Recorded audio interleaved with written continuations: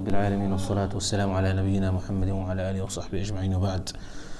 So last week we spoke about the introductions of talaq and what the Quran and Sunnah say about it, and how the Sharia has made efforts and put in measures to try and ensure that talaq doesn't take place. And if it needs to be a case, or if it is a case where there is no other way out of the situation apart from by talaq, then there is of course the opportunity of talaq is there, but that only comes as a last resort. And the hadith that we read last time also, we remember that the Prophet ﷺ has taught us that the most disliked halal action in the sight of Allah is talaq. So there are things which Allah has made halal, and yet it's not just because it's halal, it does not mean that you go out there and you actively try and do those things. Of them is talaq.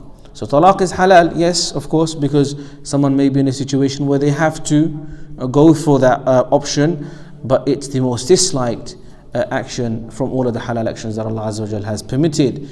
Also, we know the hadith also from before the story, and the hadith of when Iblis gathers all of his all of his soldiers, if you like, or all of his minions, or all of those he controls, his little shayateen, and he asks them on a daily basis, what action, what sin have you facilitated or have you encouraged? What sin have you have got people to commit in the dunya? And they all say different lists of things, and then one shaitan, a small one, comes and says, no, I've just been able to separate a husband and a wife. And he gets the most congratulations and says, yeah, you're the one that has done a huge task.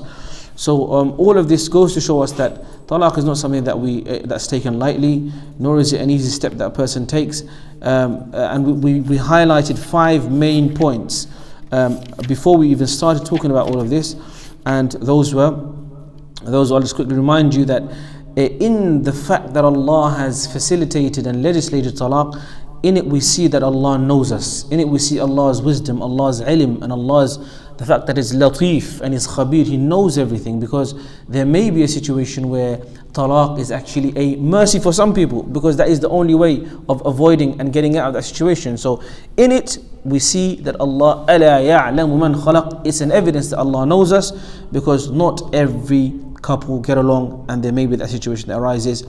Number 2, there can't be a plan for talaq from the beginning. It has to be something that because of a situation it arises. But if someone's planning to give somebody talaq and gets married with that intention, then that nikah in the first place is not valid. And so therefore having that intention of talaq while getting married, that I am just getting married to give talaq in a few months or a few weeks, that's completely haram, and that's not allowed.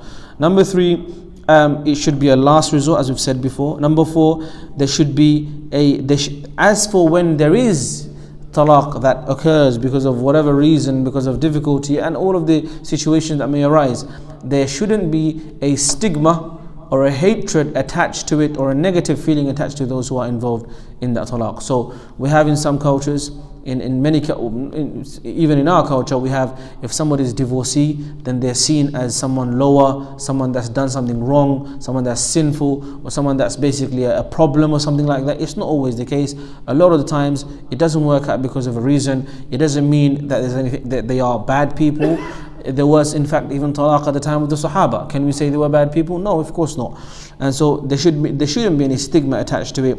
Number 5, the entire community, all of us, should try to facilitate and help people to try and avoid talaq. And so just like the Imam has to try and advise and counsel and sit with people to try and safeguard communities from talaq, also the family should also facilitate. If they, for example, see that the couple are going through a hard time on it anyway, or that the pressure that's coming from the mother-in-law, the father-in-law, the relatives, or the sister, or the brother, or the friends is having an impact on the couple and their relationship, then they should all step back and they should take measures to try and make their marriage successful, instead of being selfish or being childish or being negative about it and sort of discouraging. They should in fact facilitate and encourage that their marriage continues, and they should try to avoid talaq as a community at large. Today I wanted to say, we'll speak about the types and the categories of talaq. So talaq has got different categories, and this categorization is based on different variables. So first of all, we'll talk about talaq has got three categories based on the effect and the impact it has. So when the talaq is given, what impact does it have on the marriage contract? Based on that perspective, there are three types. So I'll say that again. Based on the impact the talaq has on the marriage contract, to what extent does it damage it? To what extent does it break it? To what extent does it disrupt it? Okay, based on that, there are three categories of talaq. The first is called at-talaq al-raj'i, the revocable, the retractable, the reversible talaq. The talaq that you can reverse. And that talaq is only one.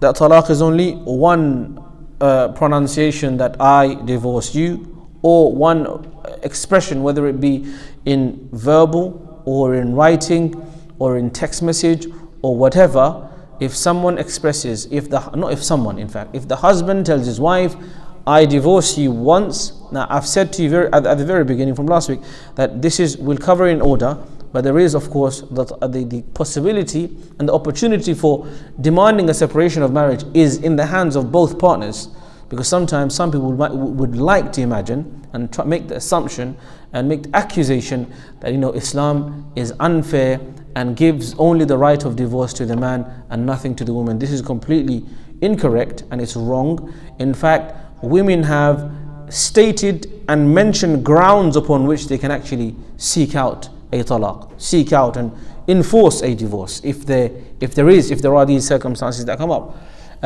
Generally speaking though, it is maybe easier. It is easier in terms of effort for the man to give the talaq. It's not easier in all of its senses, but it's easier in terms of effort. How much effort does it take for a man to give a talaq? It's quite easy. And that ease, had it been for also our sisters, for the women, then it's not necessarily the case that it would have been a good thing. Because easily giving talaq, if someone is emotional, if someone is, for example, different variables that have an impact on our emotional stability and stuff like that, this is the reason why the man and the husband has been given that responsibility, is because the man is supposed to be rajul. Rajul in Arabic is different from dhakar.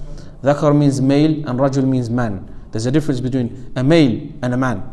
A man is someone who's responsible, who thinks before he acts, who plans, who is calculating. And so that responsibility and that ability to give talaq, yes, easily, is because you're supposed to be more responsible. So that's why talaq, yes, the man can issue, the husband can issue, but also the wife can demand and can acquire a separation if she wants to and if she goes through that process. So we're covering in order. First is talaq raj'i, and that's how the fuqaha and the books of fiqh have covered it. The first categorization is based upon the impact the talaq will have upon the contract. There are three types in this category. First is raj'i. It's called revocable, retractable, reversible. This is first. Why is it first? Because it's the lightest form of talaq. So how does it work?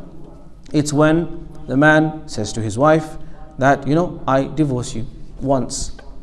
And if he says that and just once, okay, then because he's just said it once, or written it once, or pronounced it once, or indicated that it's only once, he can revoke that. He can basically just they can come to a term, they can come to an agreement and just carry on life as it were. So how does that work? If he gives a talaq and within the iddah period, what's the iddah period? Iddah, will come to that in a bit more detail later on. Today I just want to talk about categorizations a bit. Iddah is a waiting period, and this waiting period differs depending on what kind of talaq or what kind of separation occurred. I'll say that again. Iddah is a waiting period that a woman, a divorcee woman, needs to wait before being able to remarry. And the number of months and the amount of time she has to wait differs based upon how the marriage ended. If the marriage ended because of divorce, then it's X amount of time. If the marriage ended because of death, because the husband passed away, then it's X amount of time. If the marriage ended either by death or divorce, but she's pregnant, she's expecting a child, then it's X amount of time. So there are different amounts of times depending on how and when the marriage ends. Nonetheless, the point is the revocable, the reversible, the retractable talaq, the talaq raj'i, and raja'a yarji' in Arabic means return, you can return it, okay, it means that the talaq can be cancelled out, i.e. you can continue your marital life as long as you continue your marital life within this waiting period. What is the waiting period? Waiting period is 3 months. 3 months, namely the 3 period cycles of the 3 months. The 3 period cycles of the 3 months. And that's the Hanafi school of law opinion. In the Shafi'i school of law, they count the purity or the pure days of the month. That's ikhtilaf. No, quru. What does it mean? It's a big ikhtilaf. Point being is that, so now I'll give you a scenario to make it more clear. If someone says to his wife, right, in January, says, I don't want to carry on in marriage with you, I divorce you once, for example, he says that. Then they are technically still married. They're not divorced, their marriage hasn't ended yet. They are technically still married. Why are they still married? One, because there's still 2 divorces left. Number 1. Also, because the iddah hasn't ended yet. Because of both of these reasons, they are technically still married. Because he only gave 1 divorce and the iddah hasn't ended yet, iddah, i.e. the waiting period for the sister, for the woman, right, for the wife, they are technically still connected via marriage contract. Because they are still technically connected via marriage contract, for them to resume their marital life is as simple as getting back together. For example, they say, let's carry on. And that's as simple as that. There's no need to go and remarry again. None of that. When is that? When it's 1 talaq, talaq raj'i. 1 talaq, talaq raj'i. And as long as this returning, this reversing takes place within the iddah period. If the iddah period finishes, what's the iddah period? The 3 months. The 3 impure, the 3 menstrual cycles. 3 months. If 3 months go by, and then now he says, I would like to continue in marital life with you, or he indicates it, he expresses that he wants to carry on with his life with his wife, then it's not as simple anymore. After the iddah has ended, this talaq is not raj'i anymore. It becomes Baa'in. Baa'in, bana yabinu means it becomes clear. Bana yabinu means, bayani means it becomes clear. The talaq has become quite clear. And so now, if he wants to continue marital life with his wife, he has to give her a new contract. He has to give her a new mahar. He has to give her a new mahar, and they have to pronounce their marital commitments once again. I accept you as my wife, I accept you as my husband, this is the new mahar. Why is that? Sharia, why has it done that? Why has Sharia done that? Is to say that you have divorced her first of all, and now you want to carry on, and on top of that, you've waited a very long time, so now for you to recommit, you have to express your commitment once again through nikah. So the first type of talaq is called talaq raj'i. Why is it first? Because it's the lightest form of talaq. It's the sort of, it's the least effective, or it's the easiest to get out of talaq. Because it's only 1 talaq. And if it's 1 talaq, then you can easily return your wife to you. You can carry on with marital life. Just by expression, just by saying, or just by getting together again in the same house, whatever, or spending the night together. All of this is an indication that you're happy to carry on with marital life once again. However, if the iddah, the 3 months waiting period finishes, now it's become Baa'in. Now you have to do a new contract. That's one scenario. If the waiting period finishes, then you have to do a new contract. Also, another situation where you'd have to do a new contract is if he gives 2 talaqs. If he gives 2 talaqs, if he gives 1 talaq, then yes, it's raj'i. You can return it as long as it's done within the 3 months. If he gives 2 talaqs, then this is called Baa'in as well. If he gives 2 talaqs, then even if it's within the 3 months, he has to do a new contract. So what we're looking at, I'm going to take it step by step very slowly, because talaq is very, very misunderstood. A lot of people don't know what they're doing when they give talaq, and they have lots of confusions, and then they come to the masab and the Maulvi and the Shaykh when it's all done. When the 3 talaqs are finished and the waiting period is finished, and they're like, oh Shaykh, can you save us now? It's too late now. You've already done what you needed to do. You should have come to the Shaykh beforehand and find out how talaq works. And that's why I say again and again that when it comes to marriage, it's the most precious gift. It's the most precious gift. Marriage is the most precious gift from Allah, because Allah gives you, your spouse as a present, as a gift to you. And yet, this precious gift of ours, we make no effort to try and study how it works. If you buy a car, if you buy a house, you work so hard, you prepare, you learn, you study, you do research before you do acquire any of these special gifts and things in life. But when it comes to marriage, people just walk in to marriage and walk out like it's like carelessly, effortlessly. This is not right. So we're talking about talaq. We are understanding it, we're categorizing it based upon the impact it has on the contract. The first is Raj'ee. Raj'ee is when? Raj'ee, what does it mean first of all? Let's think together. Raj'ee means reversible, retractable, revocable. You can cancel it. When does it occur? When only 1 talaq is given and the iddah period has not yet ended. 2 things. Only 1 talaq is given and the iddah period has not yet ended. That's called talaq raj'i. Next category, number 2, is called talaq ba'in. Raj'i means revocable. Ba'in means clear, established. When something is clear, it's established. Talaq ba'in means clear. When does ba'in occur? Ba'in means clear. When does it occur? It occurs when, after giving 1 talaq, you've let the 3 months go by. Or you've given 2 talaqs in one go. Not 3, 2. Ba'in. So this is number 2, ba'in. But within ba'in, there's ba'in sughra and ba'in kubra. So number 2 is called ba'in baynuna sughra. It's a bit of a long name. Ba'in baynuna sughra. Ba'in sughra we'll say for short. So number 2 category of talaq in this categorization is ba'in baynuna sughra. What does it mean? It means that the waiting period has gone by and the reversing or the revoking has not happened, or that 2 talaqs were given in one go. How do you resolve ba'in baynuna sughra? Can you resolve ba'in baynuna sughra? How do you resolve ba'in baynuna sughra? Can you resolve ba'in baynuna sughra? Yes, you can, with a new contract, with a new nikah basically. There are also, so this is when ba'in occurs. Okay, 1 is that the period has gone by. 2 is that 2 talaqs were given in one go. 3 is that the man divorced his wife even before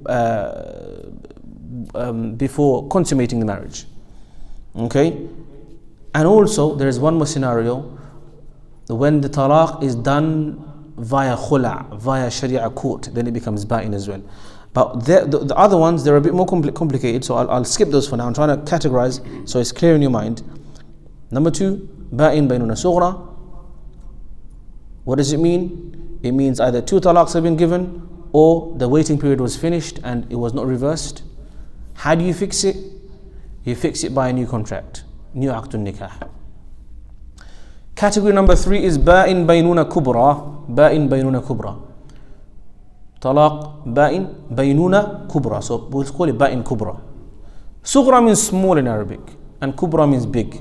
So small talaq and big talaq. First one is revocable, reversible talaq. Second one is small talaq, and that's the second one. And the third one is big talaq. After big talaq, there's no going back. It's finished. That's the end of the line. So what does that mean? So now we come to what's ba'in baynuna kubra. What's ba'in baynuna kubra? Ba'in baynuna kubra means that it's very clear. It's a big talaq. It's finished. That's the end of it. When does it occur? It occurs when 3 talaqs have been issued. When 3 talaqs have been issued, it's finished. Can you rescue it? You can't. There's no saving of that contract. When there was 3 talaqs given, you can't rescue that talaq anymore. That's the end of the line. In Arabic we call it الطلاق بالثلاث. الطلاق بالثلاث, yes. To give talaq with 3 talaqat. Or, Baa'in bainuna kubra as well is the technical fiqh name that they give it. Okay, so now that is the first categorizations. We've understood that, right? We're looking at talaq from different angles. First angle, talaq, what impact does it have on the contract? That's the first perspective. So imagine you're looking at talaq through about 4 different windows. When we understand talaq, we've got 4 different windows to understand talaq. First window we look at, it says based on the impact it has on the contract. And it's got 1, 2 and 3. 1, Raj'ee. What's Raj'ee? What does it mean? Reversible. How does it occur? 1 talaq given. How do you reverse it? By expressing it simply. I want to carry on with marriage with you. As long as it's done within the waiting period. 3 months waiting period. Number 2, Baa'in bainuna sughra. What does it mean in Arabic? It means that it's a clear talaq. How does it occur? By 2 talaqs or by letting the waiting period finish. How do you solve it? By doing a new contract. New nikah. Third category, Baa'in bainuna kubra. What does it mean in Arabic? It means the big talaq, the big one. Nothing to smile about, nothing to laugh about. It's a big issue. Big talaq. How does it occur? By giving 3 talaqs. How do you reverse it? You can't. It's finished. It's the end of the line. Does that make sense? Yeah. Try to make it as clear as possible without using diagrams. Inshallah, we should use diagrams to be honest, and the whole charts. But I think my understanding is if you understand it, if you can draw the diagram in your mind, it's better than me drawing the diagram for you on the board. Okay. So I've tried to draw the diagram for you. Now we're going to come back to all of this again, because we need to understand what kind of impact does Raj'ee have on the marriage. There's more to discuss. For example, in a Raj'ee talaq, what if one of the spouses die in that middle of that time? What kind of impact does it have? Right? Does the man still have to carry on providing for the woman when he's a reversible talaq? Does he still have to, like, if she needs to buy new clothes, does he still have to? Yes, he does. If she needs food, she has to still give as well. So all of this is coming to be continued, if you like. Now we're going to look at talaq from the other window. Okay, we said that imagine we're looking at talaq from 4 different windows. First window, based on the impact it has on the marriage contract. Come to the next window. Next window, okay? What does the next window title say? The next window title says, hold on, coming to it. I'm skipping, I'm trying to just draw the image for you first. The next window says, categorization of talaq based on what time of the month is issued. What time of the month? Literally it means that. What time of the month it was issued. First one is categorizations of talaq based on the impact it has on the marriage contract. Raj'ee, bainuna sughra and bainuna kubra. Next window says categorization of talaq based on what time of the month it was issued. What does that mean? There's only 2 categories here, so it's very easy. It's very, very easy. Number 1, talaq Sunni. Sunni, not Ahl Sunnah wal Jama'ah, i.e. based on Sunnah. Actually, similar in that regard. Talaq Sunni, based on Sunnah, i.e. the Sunnah method that if somebody wants to give talaq, then this is the way you should do it. And not doing it like this would mean that it's bid'i. Doing it different from this means you're basically doing bid'ah, i.e. you're doing it against the Sunnah. Okay? The bid'ah word is a very difficult word because it's easily misunderstood. Yeah, bid'ah is what do you say, Shaykh? It's a big issue, right? When you say bid'ah, it's too many things come up. So you have to when you say bid'ah, we have to caveats and explanations. What do you mean by bid'ah? Anyways, so window number 2. We're looking at talaq from the lens, from the window, based on what time of the month is issued. It can be Sunni. What does Sunni mean? Okay, Sunni has got 4 conditions. Sunni has got 4 conditions. First of all,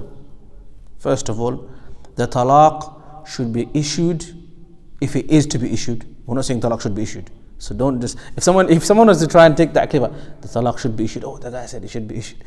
If the talaq is to be issued, it should be issued, okay, during the, not during the menstrual cycle days, not during the hayd, not when she's going through her period, when she's in her pure days, when she's not in her period. So generally period days are 7 days, could be less, could be 10 days. So in the other part of the month, that's condition number 1.